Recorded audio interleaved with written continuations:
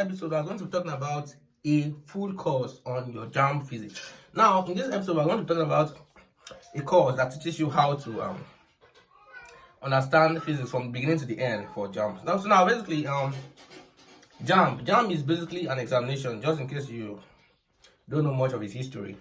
It's basically called the Joint Admissions and Matriculations Examination, or you can also call it the UTME. That's a Unified Tertiary Matriculation Examination. And basically, this examination is meant to kind of test your ability to remember physical concepts and answer analytic questions in physics, and also understand the theory of physics. So basically, that's basically what they are here to test you in your JAMB. And to be frank, JAMB and physics is not very much different from what you do in your school. It's actually very simple and it's straightforward. So there are many different topics that they introduce in your JAMB physics that are also similar to the ones you do in your work. So you shouldn't have any issues with that. One of those topics is measurements, scalars, and vectors. So what are measurements, scalars, and vectors? We're talking about measurements. Measurement is basically the process by which you are measuring from one distance to another. So measurements, you can measure in a ruler, you can measure with a vernier caliper, you can measure with a micrometer screw gauge, you can measure with a there are different kind of with a meter rule. Yes, so there are different kind of instruments that are used for measuring different lengths in physics. So you might be asked to determine the accuracy of each of these measurements. For example, your ruler measures the smallest thing your ruler can measure, apart from your centimeters. That is centimeters, 1 centimeter, 2 centimeter. You remember that there are these tiny dots in between them. So those tiny gradations in between the centimeter gradations, these gradations, they are called millimeter gradations. So the accuracy of this meter rule is 1 millimeter, which is also known as 0.1 centimeter. So our answer is in centimeters, 0.1 centimeter. That's the accuracy of this. So basically, this is an example of the kind of questions you can set for you. You can also have questions on scalars and vectors. So a scalar is basically a quantity that has only magnitude but no direction, whereas a vector is a particular quantity that has both magnitude and direction. So basically, we want to talk about scalars. Scalars are quantities that we'll just express them in terms of numbers. So for example, if I say I am 6 meters tall, if I said I'm 6 meters tall, then that means this is just a number and a unit. So this is a scalar. But if you say if I said I walked 6 meters in the northeast direction, so if I add in the northeast direction, so what I'm trying to say here is that I've walked 6 meters in the direction northeast, and because of that, it's a vector. You know, vectors have magnitude and they also have direction. What is my direction? I'm moving northeast. So that northeast is the direction given, whereas the magnitude is the 6. So vectors have magnitude and direction, whereas scalars have only magnitude. So that is basically on scalars and vectors. This is basically a kind of theoretical background on all the concepts you will need to understand in your physics course. Then we also have the concept of vectors, so we've talked about. Then next, another topic you might see is motion, which is quite a load of work, but we can break it down into simple steps. In simple concepts, motion is basically the movement of an object in space, right? Now, in motion, the simple questions they were asking you are equations of motion. That is basically what you need to know. And there are 4 equations of motion. The first equation of motion is the equation S equals to U plus V over 2 multiplying T. This, I call it the master equation of motion. Why? Because you can derive every other equation of motion from here if you put in your proper values. But this is not often recognized in school because it is kind of like they call it a derived equation though. So the real first equation, which we'll call as number 2 here, is V equals U plus AT. So now you might be seeing these things, you might not understand what they mean. Okay, S means the distance we covered, U is the initial velocity, V is the final velocity, and T is the time taken for the motion. Then we also have the V is the final velocity, U is the initial velocity, A is the acceleration of that particle in space, then T is the time taken to cover that distance. So basically, these are the meaning of all these signs you are seeing. So they are not magic. Now we also have number 3, which is V squared equals U squared plus 2AS. Now, what this simply means is that the square of the final velocity is equal to the sum of the square of the initial velocity and the product of twice the twice the product of the acceleration and the distance. So in English, that's if I explain this in English, but rather not to bore you out, this is just mathematical symbols. English tends to be kind of superfluous and lengthy.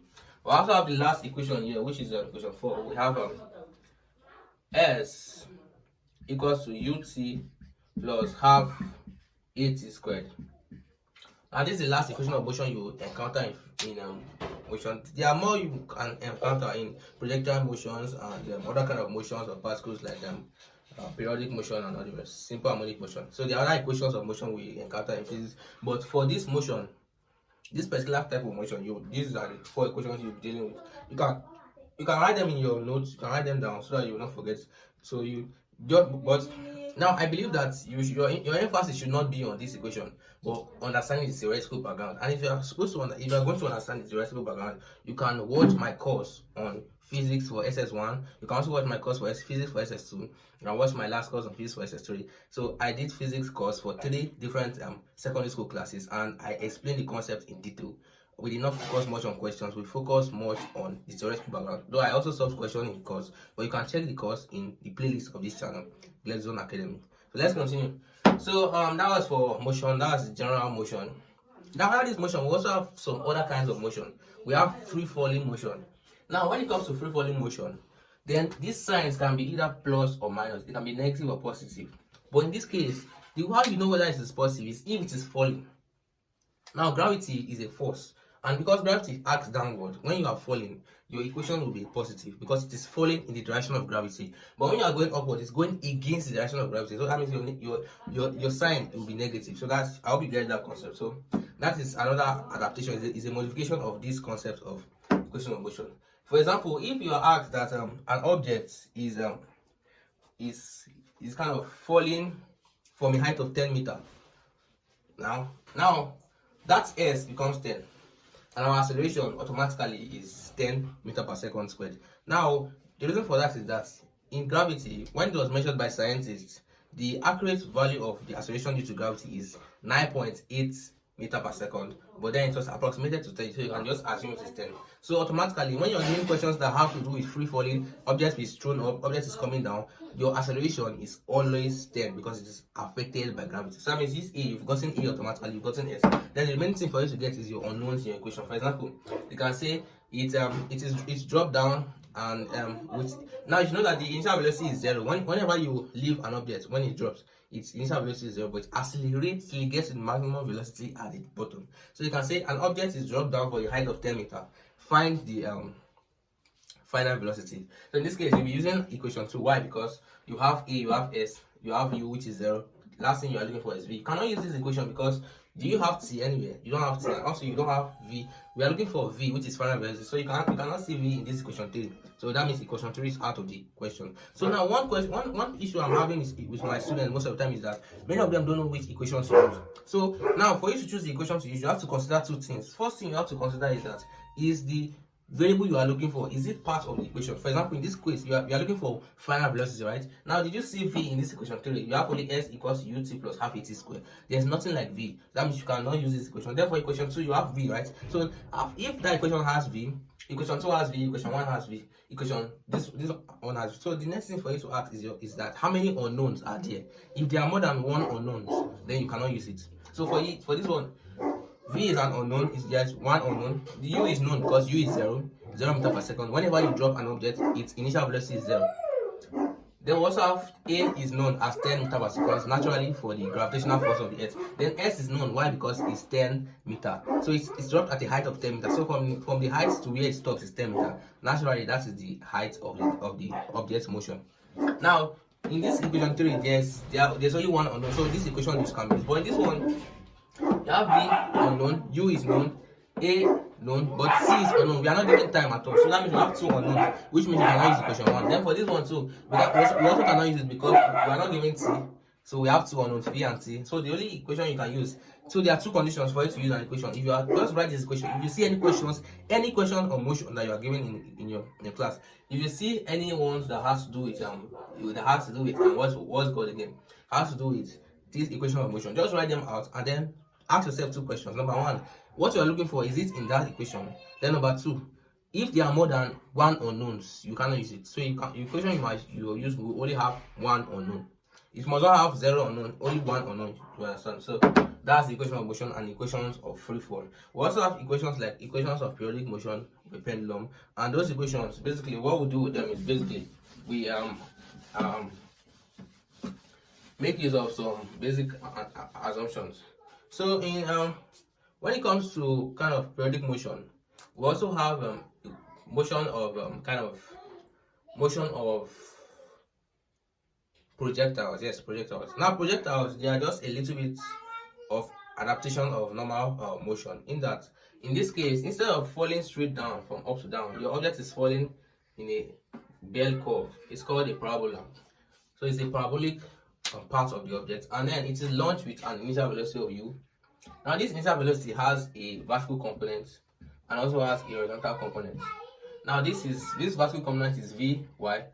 If this initial velocity is v, then it's vy, then this is vx.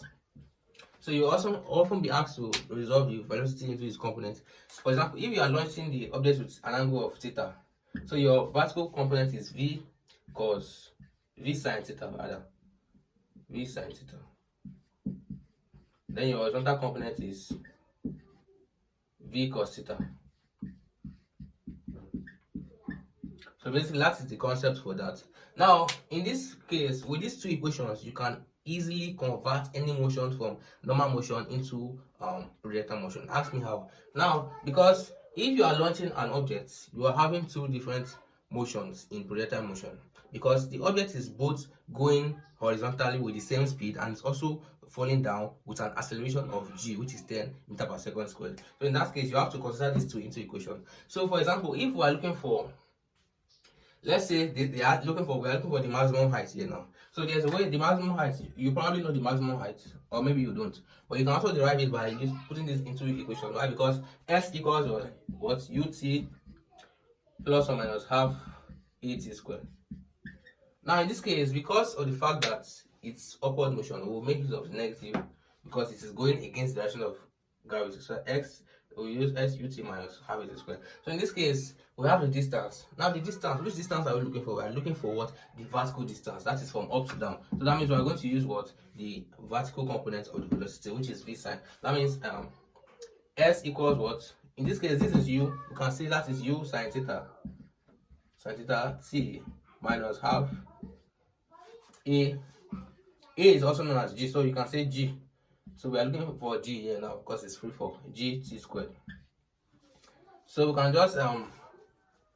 just now this t, in this case, for this t now, there are also ways you can get the t, but we'll not go into there first. When you rearrange your equation, you can actually get a value, and that value will correspond to the maximum height. You can use this equation.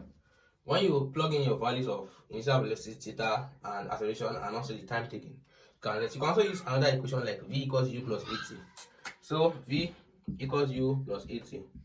You can also use this kind of equation to get the time taken. So you can just say v equals, you are looking for the time taken for the entire journey. You know it goes from here to here. So at the end of the day, you are taking a time t. Now you can say the time taken to achieve maximum height. You can get from here and then use twice of that to get the time taken to finish the journey. So in this case, at the maximum height, the velocity is 0.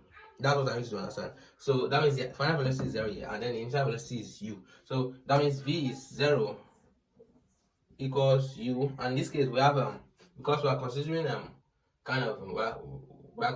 can consider horizontal or vertical motion in this case. So that's from here to here. Time taken to achieve the maximum height. So in this case, where the height is maximum, so the velocity is, so that's u sine theta minus. So you remember v equals u plus 80. So we'll use minus gt.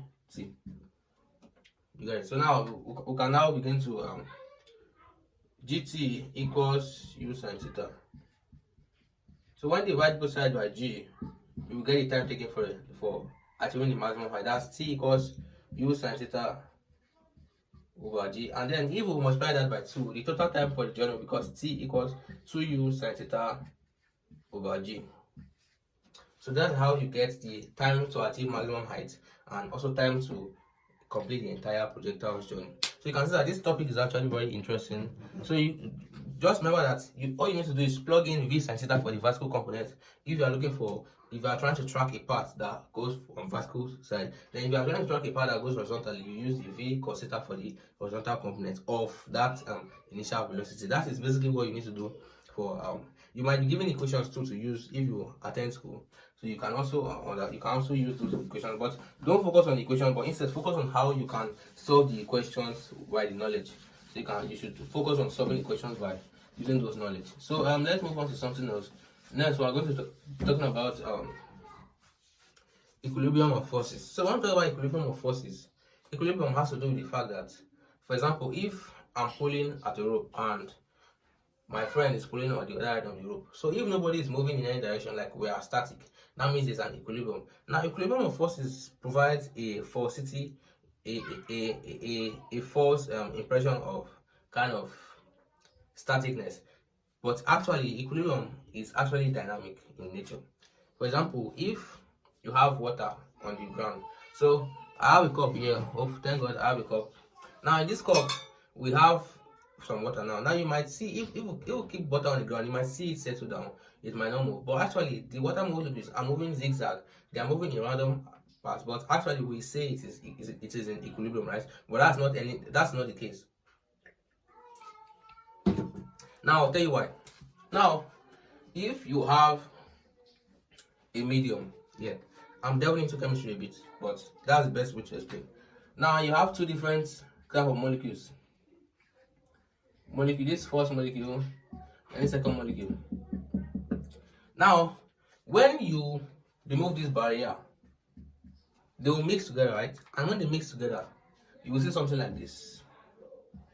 A mixture of each of them in different so it's a random mixture. But you know that actually it might look as if there's no movement, but actually there's a random movement of these molecules. So that's what equilibrium means. Equilibrium does not mean it is static, but it means there's a balance. So because these ones are balanced now, we cannot see any effective change. So if this one was colored, if this one was red and this one was blue, and they mix together, we get purple here, we might see that there's no change in color actually, but there's actually the same movement, but in a sum zero direction. Now, in other words, I've explained the whole understanding of equilibrium for you. So equilibrium is basically movement in a sum zero direction. So if I'm pulling at this rope from this direction, my friend is pulling here, and then maybe my brother is pulling here.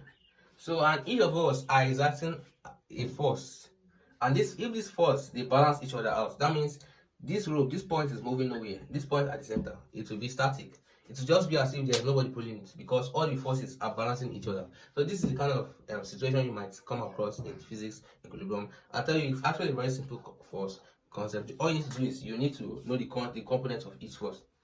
If you have this force 1, force 2, force 3, for there to be equilibrium, the sum of the horizontal components of each of these forces must be equal to the sum of vertical components of each of these forces, and it must be equal to 0. So that means summation fx equals 0 and summation fy equals summation fx equals 0.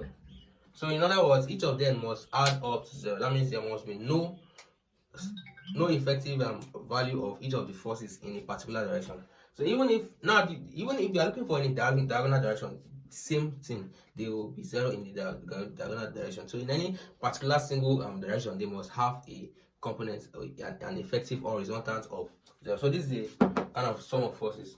So this is one of the conditions for equilibrium. And another way you can address equilibrium is when we're talking about movements. So in equilibrium, another condition for equilibrium is that sum of all movements around a particular point must be 0. And those movements, they are not just ordinary movements, they are clockwise and anti-clockwise movements. So in this case, let me explain what the movement is. For example, if you have a something like this, and then you have a force F1 and force F2, and then you have a distance A and distance B. Now the moment of a force around this point, let's say this point O, the moment of a force around this point O is given by the product of the force and its perpendicular distance from the line of action of this O. That is F. This distance is A, F times A. So movement is kind of like I'll call it a kind of work that is done. So that means your work on the left hand side must be equal to your work on the right hand side. That's FA equals FB. That means if that is the case, that means this spring will not move anywhere. It will be balanced. You've probably seen a situation where you've seen a swing and just swaying in the wind, swaying in the wind. That's because there's a momentarily change in forces, and those fluctuations is affecting the balance. But if the entire place is calm and each of the forces remain constant, that means the swing will naturally be in this position. I hope you understand. Except if somebody is sitting on one end, then to lower, and it will not be balanced. That is one concept. So in this case, your clockwise movement must be equal to your anti-clockwise movement. That is one of the concepts for you to understand. Then you also have the that's for equilibrium of forces. We have the concept of work, energy, and power. Now, when we talk about work, energy, and power, we're talking about the fact that we're talking about work, and work has to do with what you do. So basically, work is kind of like an action. Work, energy, and power has to do with the fact that we are kind of doing moving an object in a particular direction. So sometime last year, I was telling my student that you cannot say you are doing work when what you are working upon has not moved an inch. So basically, what that means is that for you to have done work, we have to see the results. We have to see a difference in direction. We have to see this difference in position. We have to see effective displacement. So in that case, if I'm pushing against this wall now, and this wall is not moving because of my push, that means I'm doing no work. So it's just like you have to have something to show for it. So the formula for work done is equal to force times distance. I'll make a video once on how you can compare the work with kind of academic performance and results. So but that would be on my third channel, which is Genius Hacks.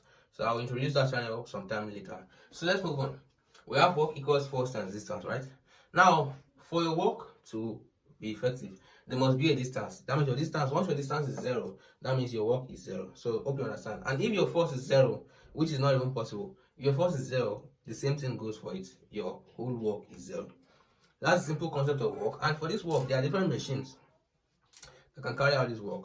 There are machines like levers. There are first-class levers like wheelbarrow, pliers, wheelbarrow, scissors, pliers, and we also have second-class levers like your nutcracker, your and all the rest. So there are different kind of they have the third-class lever like your pen in use, your kind of knife, and all the rest. So these are basically different classes of levers. I don't know whether I've mixed it up somewhere. I might have made a mistake. It looks like a second-class lever. It should be wheelbarrow. I think wheelbarrow is a second-class lever instead of first.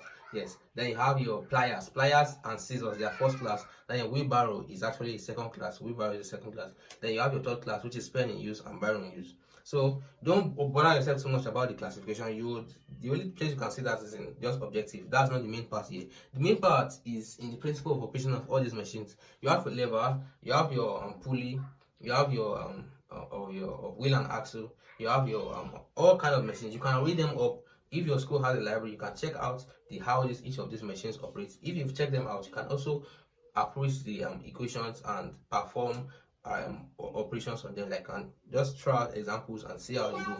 But it won't be feasible for me to be doing that here because I don't want to waste much of your time. So let's move on to elasticity. Now, elasticity is a topic that is quite interesting because it talks about the fact that, and that fact, what it talks about is actually very practical. Like all of us know, we have all these strings, all these materials that can stretch and compress. Now, it's basically the elasticity has to do with the fact that these materials, when you stretch them, they go back to their initial position, right? Now, the reason for that is because of what is known as Hooke's law. So Hooke's law is basically a kind of law that describes the relationship between the force and extension of a particular elastic material. So that means Hooke's law has to say that basically the force applied in extending an elastic material is directly proportional to the extension that occurs as a result. That means we are trying to say that F is proportional to extension. Now, if you've already seen something like this, you will know that we will need to have a constant in between. F equals to Kp. That means this constant, at times, this is the only equation I know that you need to master for you to understand this topic. Once you know this topic, all other equations, there are like 2 or 3 other equations for you to understand. But this one is the major one. Why? Because it describes the entire nature of an elastic system.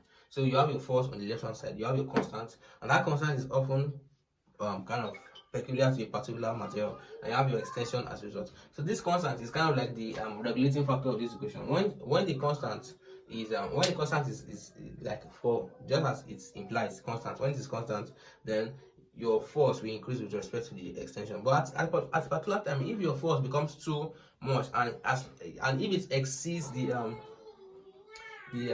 elastic region of that material, it's your material no longer obeys Hooke's law. So Hooke's law says that your force is directly proportional to your extension as long as the elastic limit of the material is not extended. So you have a curve like this. Basically, you go from here, it's proportional, but then at a particular point, when it passes the extension limit, you have something like this. So because it even curves backward a bit. Yes, I guess I have it. So basically, we have this during this particular point on the straight line. This is called the region where Hooke's law is obeyed. That is the elastic region. So it's elastic around this region. But once it hits this region, then it no longer returns to it's the extension is no longer proportional to its length. So but it might still return to its original length. So from the elastic limit to the kind of yield limit or plastic region. So actually the breaking point is at the last point. We also have the yield limit. So we also have the elastic limit. That is when it returns back to its original length. So we have the point of this curve where Hooke's law is obeyed is called the proportionality limit. So that means that is where the force is proportional to the extension. Remember that Hooke's law is not concerned with whether it returns to its original length or not. So what is majorly concerned is that the force is proportional to the extension. So in this case, that's why I'm straight line. This is where Hooke's law is obeyed. But beyond the proportionality limit up to the elastic limit, the material might still return to its original length, but it will not be proportional to the extension. So it's no longer a straight line. And then beyond the elastic limit, you have the yield point, breaking point, and all the rest. So that's where your material snaps. So I like this topic because it's very practical. And if you are going for mechanical engineering, you encounter something like this in your courses on material science. So that's just a snippet of science. So let's move on to another topic in physics, which often comes out in JAMB.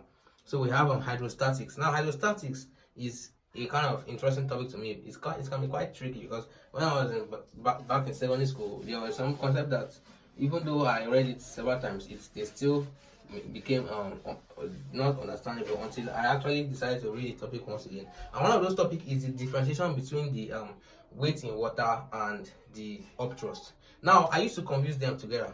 I said, okay, which one is the weight in water, which one is upthrust? Because when they say you are lifting something out of the water, now the weight in water, is it the same thing as upthrust or is it different? So I was having confusion, but actually this is the fact. Now if I have a stone here, now this stone is in the water. So okay, actually if this is a spring balance anyway, if this is a spring balance here and you have a stone suspended inside the water, now when this stone is outside the water, like when it is like somewhere around here, it's still outside the water, right? If it's outside the water, then your weight is the weight in air. Let's use the WA. Now when it enters the water, it is actually there's an amount of downward force it is actually exerting. So, or you can also call it the weight of the water. So if this is a spring balance, then there will be a reading of the spring balance. That reading of the spring balance is basically the weight in water. Weight in water. So basically that's the weight of that object in water. But basically there's another kind of force which is known as upthrust. That's the force that is pushing it upward. And that force is the difference between the weight in water and the weight in air. That means upthrust U is equal to weight in air minus weight in water. So I want you to understand that. So basically for this object to float, that means the upthrust must be greater than the weight of the object. So we'll get into there. That's Archimedes' principles and buoyancy. So in this case, basically we have this concept where this upthrust is basically the force. This is the force that is reducing the weight of the object. Normally the weight is supposed to act downward. So this upthrust is supporting it upward because of the density of water. Water is so dense that before that stone can push away the molecules of water, it will act. Those molecules are actually exerting a resistance, and that resistance is called the upthrust. It's kind of the force that is preventing the stone from going down, but still the stone is going down. So that means you should understand that for that stone to go down, That means that up thrust must be greater than the force with which the water is going down. That means at the end of the day, your up thrust must be greater than this entire right hand side. So your up thrust must be greater than, yeah, or you can just say the weight of the object. So basically, if it is greater than the weight of the object, then you can definitely be sure that it is, because once if the weight of the object is only like 5, and this is, no matter what this is, as long as this is greater than 5, if it's something like 7, just know that this object will definitely float in water. And that's the general concept. Though there are other tweaks around this, because at times if you actually for example, we talking about this cup earlier, right? I just like drinking water. Now this cup earlier, we're talking about this cup earlier, right? If I dip this water into kind of like a river, now this cup will definitely sink because it is iron. No other, I mean, it's kind of aluminium also. Now this, but if you actually mold this cup and turn it into a flat like shape, and then you put it on water, it's less likely to sink. Why? Because it is exerting a force over a large area. Now I want to say that there's actually a relationship between up thrust and pressure, because now the less the base of this cup has a small base, you put it on water, then there's more pressure. That pressure is causing a greater force, and that force is reducing the effect of the up thrust. So that the up thrust is smaller compared to the pressure. That means that force is prevailing. But if it has a wider surface, what I understand, what I mean is that if it has a wider force, then it has a lesser pressure. It's not forcing much pressure, and then the up thrust has a greater component to work on. So because of the wider surface, there are different components of the up thrust. So there's up thrust. For example, if you have a surface like this, and then you have a surface like this. So if this surface like this and surface that in the water is like this, that means in this smaller surface you have the up thrust. There are smaller. There's a smaller area for the up thrust to act, but in this case there's a wider area for the up thrust to act. So the up thrust will definitely be greater here. That is why you can see that metal ship can float on water without sinking, because they are actually under a lot of up thrust. But if we make them small, like a needle will definitely enter, because the up thrust component is small. So you can use that or other analogies to understand this concept. It's a very simple concept, practical and easy to understand. Now let's move on to another concept, which is temperature and thermal expansion. Now when we talk about temperature and thermal expansion, temperature has to do with the fact that we actually each body in the universe has its own temperature, and that temperature is also a measure of the average energy of the molecules. So now we have what is known as matter, right? Matter is anything that has mass or occupies space. Though I don't know if that is true nowadays, because we have some new developments in quantum physics where we are discovering matters that don't have mass, kind of like I think anti-quarks and quarks or the rest. But that is beyond this topic. Now let's move on. Now in this case we have each of these concepts, and basically matter also has another property known as temperature. Now temperature is basically a kind of a function of the heat. So each object has an intrinsic property called heat. Now as I'm here, my body has a particular amount of heat in it, and that heat is a measure of the energy that this body possesses. So there are other forms of energy like electrical energy in my body, and probably some of my mechanical energy in my throat is converted to sound energy, which you can hear, and which is also picked by the microphone of this device, which is capturing device, and it is combined with the video to combine with audio. So basically, but that's just an analogy of what I understand by heat. So for there to be heat, there has to be energy. Now if there's no energy, a body will have a temperature of absolute zero. That's minus 273 Kelvin degrees Celsius rather, or 0 Kelvin, 0 K. So anytime an object is heat absolute zero, which is 0 K, then it has no heat, and therefore its temperature is 0. So, but that's just for that. We often apply that in metallic superconductors, but that's not very practical nowadays. It's kind of like I don't think they've made much advancements. But physics is actually very interesting. If you are dealing with each of these concepts in deeper detail, you understand that our world is very interesting and intriguing place. Now moving on, we have the concept of temperature and thermal expansion. Now there are different kinds of expansion. There's expansion in linear sense, there's expansion in the area sense, which is called superficial expansion, and then we also have the expansion in the volume sense, which is called the cubic expansion. Now in the first place is the linear expansion. linear expansion, E equals what? Basically, it's proportional to basically linear expansion is the kind of, okay, let's call it expansivity first. Linear expansivity is the increase in length per unit length per degree rise in Kelvin of a particular material. So basically, the increase in length per unit length per degree rise in material. So that means linear expansivity, let's call it theta equals what? Call it alpha. Alpha equals increase in length, which is L2 minus L1 per, anytime here per is called a division, per unit length, that is L1 per degree rise in temperature, that's theta 2 minus theta 1.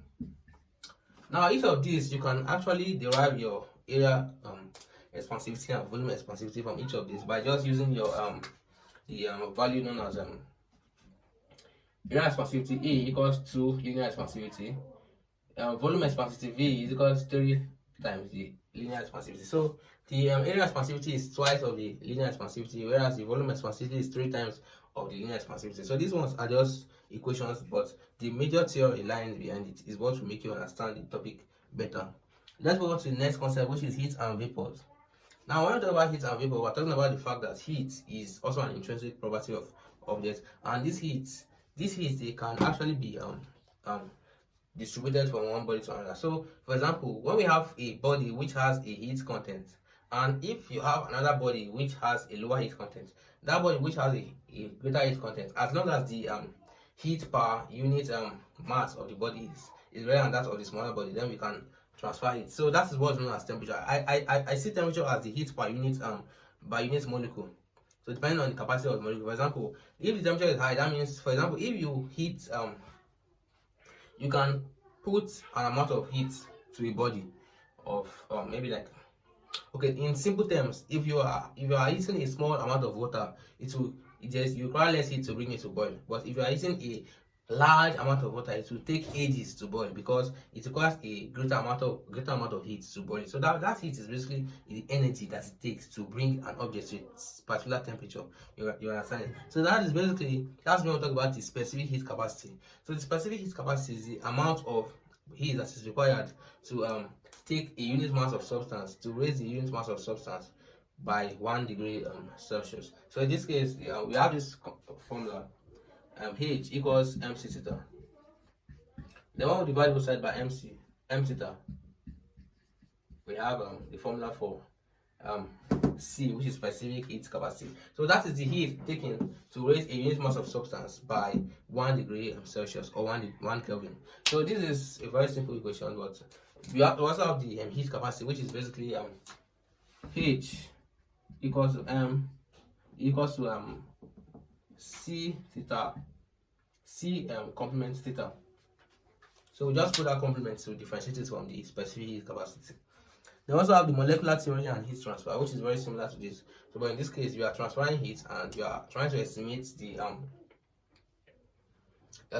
expansion too. So, for example, if you are transferring heat to a linear substance, you will need to know by how much the molecules have expanded. Now, generally, it's because in molecules, for you to when you present heat to a molecule, it basically it increases the space between them. So molecules, when they have energy, when you put energy into them, be it heat energy, be it electrical energy, and so on and so forth, they actually space apart. So it's kind of like the volume of those molecules, the volume occupied by those molecules increases. So that's why they expand. So that is the reason for linear expansivity, area expansivity, and cubic expansivity. So all of these, they are actually responsible for the increase in the length of substance. That's why we talk about molecular theory. Molecular theory has to do with the fact that matter exists as molecules, and these molecules, they have their different properties, they have their different characteristics.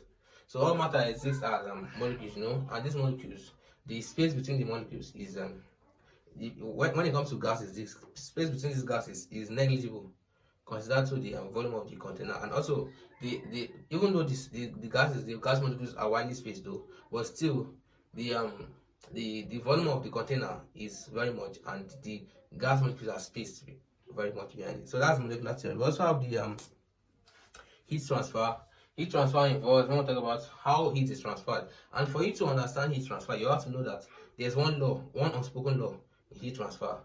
Heat can only be transferred from hot objects to cold objects. and not vice versa. Now, if it was possible to transfer heat from cold oil to hot objects, then many things would not be possible in society. For example, cooling of transistors, cooling of our electrical devices and others, because our smartphones are able to transfer their heat to the surrounding, which is why they are able to cool themselves and regulate their battery temperature. But if it were possible to reverse it, it would have lead to devastating effects, and also at the same time it will lead to very, very wonderful effects, because there are some disadvantages of the natural motion of heat. There's natural motion of electricity, electrical energy, there's natural motion of heat energy, there's natural motion of nuclear energies. So each of these energies, they have the parts where they flow. For example, electrical energy flows from high potential difference to a low potential difference.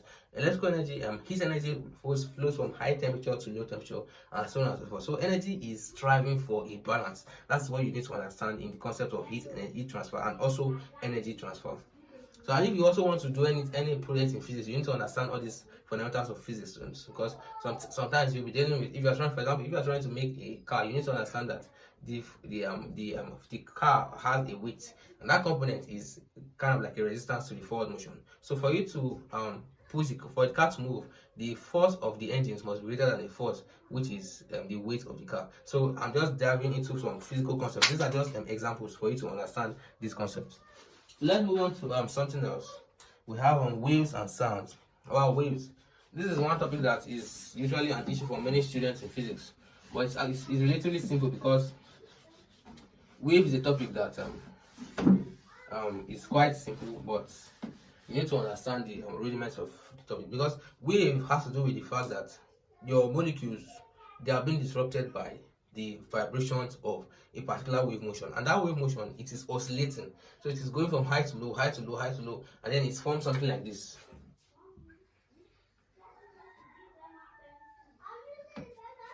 This line I drew through it is the average value of the wave at any point in time. So at any point in time, the average value of this wave is along this line.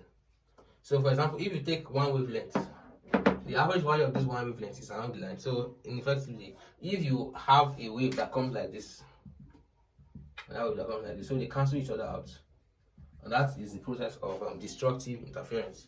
That is when the highest point of the first wave interferes with the lowest point of the second wave, and then they cancel out each other. Just like you are saying, if this one is 5 and this one is -5, when you add 5 and -5 together, what do you get? 0.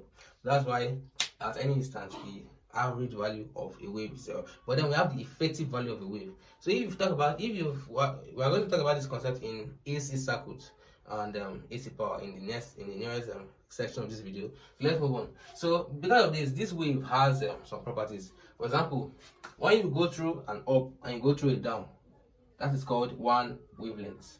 It's called lambda. So basically, oscillating upward and downwards in one circle, it's called 100. Then we go upward and downward again, that's another lambda. So when you add them together, lambda plus lambda, that's 2 lambda. That means the wavelength here is what? 2 lambda. You can just say 2. Now we also have the distance covered by the wave. If the distance covered by the wave is 2 meters in one wavelength, that means the whole distance here is 4. So these are just concepts. And then we also have the concept of frequency. Frequency is the amount of vibrations per time. So for example, if it takes 4 seconds from here to here, so if it takes 4 seconds to achieve 2 wavelengths, then your frequency is what? Frequency is equal to what? Frequency is basically the time taken, or yes, it's the number of oscillations in particular time. So that means you take 2 oscillations, that's 2 over particular time is 4 seconds. That's your frequency is 1/2. So you get it. So that's 1/2 at frequency of 1/2 at the end of the whole oscillation. Then you also have your period. Your period is the amount of time it takes to take one oscillation. So in this case, it takes 2 seconds to perform one oscillation here. So your period T equals to. Another way of getting your period is by getting the inverse of your frequency. For example, this F equals 1/2, right? So our period is equal to the inverse of 1/2. So that's 2 over 1. And that's 2. So each part of physics is tied to one another. That is, the concepts are actually similar to each other once you understand the concept. We also have different kinds of wave. We have the light wave, the sound wave. So what you need to do is you need to understand how these waves work, and that is where we've covered today. So when you get home, or when you close from school, you can actually try to open your book and understand the equations So these equations, they are instrumental for you to solve problems and for you to practice. That practice is a personal work for you. You have to sit down, you have to create time and practice out these concepts. Test your ability to remember this concept, because theory comes before the practice, and the practice reinforces the theory. So we have concept like properties of wave, which involves reflection. For example, if you shine light at a mirror, that mirror will reflect it to you, and you will not be able to see because of the bombardment of light. So that's why when someone shines a torchlight on your face, you can't see. The reason is because those light waves, they are not letting waves from your, they are only letting waves from the objects come to go back. So when they get to you, they hit the observer and the observer can see. But then waves from you cannot get back because they are kind of overwhelmed by the bright torchlight. So those photons, yes, basically let's go to the idea of photons. Photon is basically a particular kind of element of light. So light exists in photons, and these photons, we'll explore them in the next part when we'll talk about atomic physics. Now these photons, if they bombarding the eyes, so they let them go away from you, but when you need them to receive photons, but then there are no photons that can bounce back to your eye. So that is why when someone shines a light, like the photons are all coming at you, and there's none that can kind of actually coming from the object in view. So basically that's just a simple explanation for all these concepts we see nowadays, and that is because of the reflection of light. We also have the refraction of light, because when you shine light in a body of water, you see that the light appears to be bent. That's because that object has been refracted. The light rays have been refracted along particular direction. So that is one of the concepts you need to understand in light: the reflection of light, the refraction of light, and all the rest. For example, if let me give one example to make it this even more clearer. So we need to make this clear. And for example, we have this concept when you have it's called refraction. When you have a body of water, this is a body of water right now, and then in this body of water we we dip an object halfway, a stick. Now actually, if you look at it from a particular distance, you will see that this thing appears bent. Now the reason for that is that light bends away from the normal when it goes from a dense to a less dense medium, but it bends towards the normal. So in this case, what has happened is that this light has bent towards normal here. When the light rays that went from here to your eye, instead of them to follow the light line, they have bent. For example, this if they are coming from here, instead of them to follow the normal, they have bent kind of away. So which is why they look bent in this case. So that is one explanation for the bending of objects in water. And also we also have the apparent depth. Now there's also something known as the refractive index, and that refractive index is the ratio of the real depth to the apparent depth, R/A. So that is one concept you need to understand. Refractive index equals to R/A. That is the ratio of the real depth to the apparent depth. Now the apparent depth is how deep an object appears to be. There are physical experiments you can perform in your laboratory to test for the apparent depth. It is often, or you can also actually see it. It's a physical operation. Now the reason why I like physics, and you should like physics, is because physics, there are things around you, there are things you can see. It's not like chemistry. Though chemistry is also a very wonderful subject, but physics is even easier for you to understand, because you can see all these things around you. You can see when you dip a stick in a body of water. For example, if I dip my pencil into my cup of water, even though it's my drinking water, though it looks apparently dead. It looks bent because of the refraction. You've probably noticed it before. So that is the second property of waves. You have the reflection, refraction, diffraction, and that is basically the tendency of waves to kind of spread around corners. We also have the interference. That is the property of waves to kind of reinforce each other or destroy each other. If they reinforce each other, it's called a constructive interference. If they destroy each other, it's called a destructive interference. And that interference actually helps in certain ways. So we also have finally we have the concept of polarization, which only occurs with transversal waves. And that brings me to the concept of transversal waves. Now when a wave is traveling, when a wave is traveling, it is displacing the particles of a medium. So assuming these are particles of a medium. Now if a wave is traveling to this direction, it will be pushing these particles upward and downward. So and that direction is perpendicular to the actual motion. So whenever the particles are displaced perpendicular to the actual motion of the wave, it's called a transverse wave. For example, in this particle, the particles are displaced upward, downward, upward, downward. So that's transversal to the actual direction of the wave. The actual direction of the wave is left to right. But in the case of longitudinal wave, when the actual displacement is parallel, for example, if these are particles and then they are pushed forward, for example, we have something like a slinky. So if a slinky is something like this, that is, then we have something like this, then we have something like this. So in this case, we have this case where this object. Let me make it this one thicker so you can see the difference. So this is kind of sound wave. Sound wave is kind of like an example of longitudinal wave. In this case, you have a compression here where the particles are closer together, and then you have a refraction where the particles are sparse. So that's an example of something you can actually come across in longitudinal wave and transversal waves. So we are slowly going to 1 hour, which is the length for this course. Now we have electrostatics.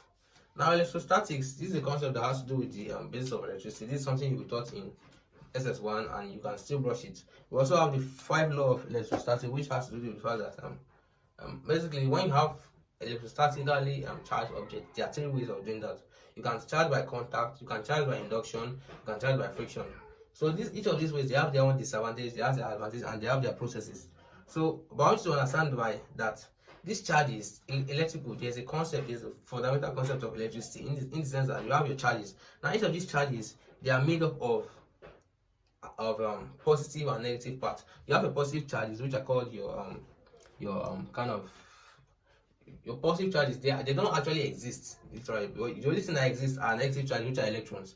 So these electrons, they actually they are bumped out of their positions, and where they originally live, they exist what is known as a hole, and that hole is kind of like a positive point. So actually there are no really positive ions like that, but I don't know how. It depends on, there are different physics theories in physics, but I personally believe that there are no electrons, there are no protons. Protons are just the result of when you bump an electron out of the former place. So a place that was actually negative before, when you remove it from there, it achieves a kind of relatively positive position, and that is where we all get the process. So basically, but when it comes to ions in chemistry, we have positive and negative ions.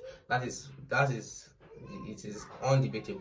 When it comes to physics, I don't think there are any positive protons. They are all just electrons, and these electrons are the driving force of electricity. So you can see that electricity is named after electrons. Now with these electrons, every particle has its own ions, and these ions, the presence or the deficit of them is what is known as the positivity and the negativity. So in this case, if for example it's kind of relative.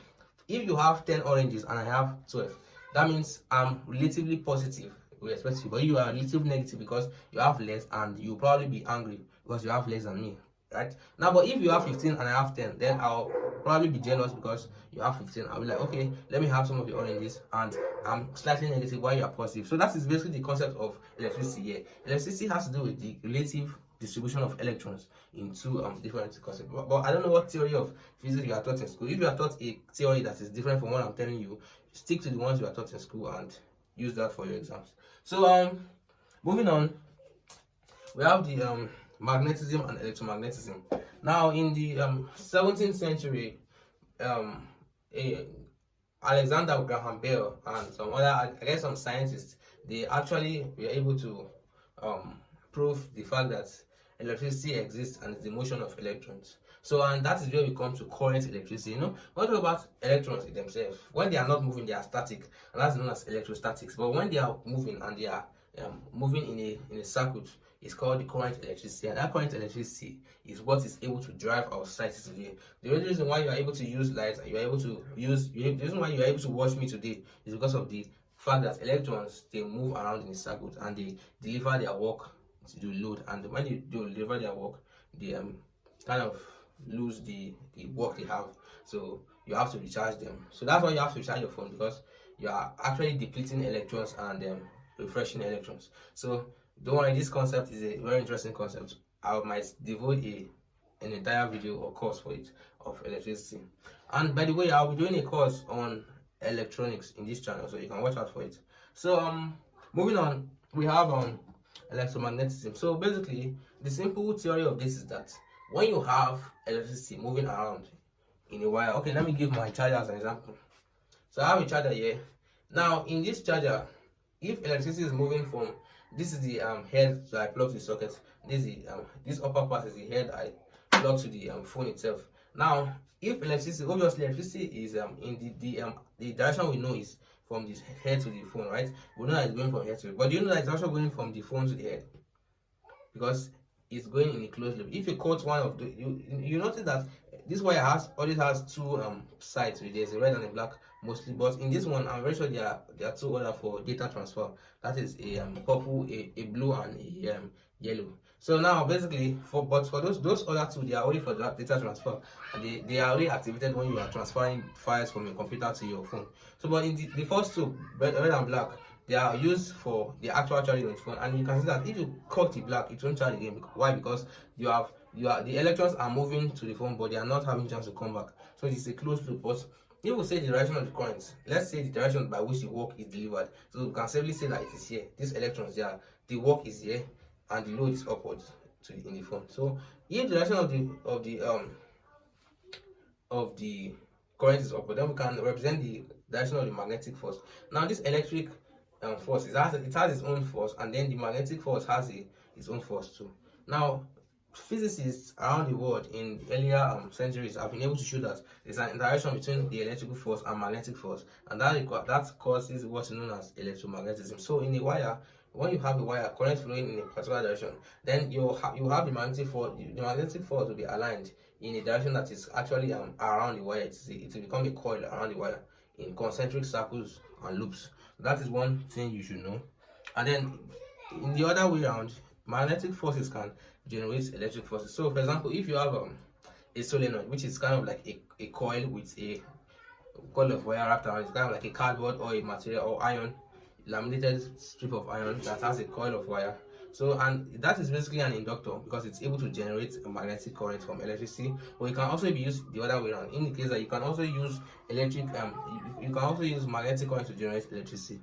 So in this case, basically when you move a magnet towards to and fro of it, so you can actually generate electric pulses, and if you move it fast enough, you'll be able to generate an electric current. And mind you, that is the principle of operation of an electric generator. So the generator you use at home, that you put fuel inside, and you also you burn that fuel to generate electricity. Basically what happens is that your fuel goes into a particular chamber, and that chamber is combusts. So that combust causes a repeated motion, and that repeated motion causes the movement of that a particular magnet. And that magnet, it's kind of goes very fast enough to generate alternating current, and that alternating current is an electricity that serves you in your house.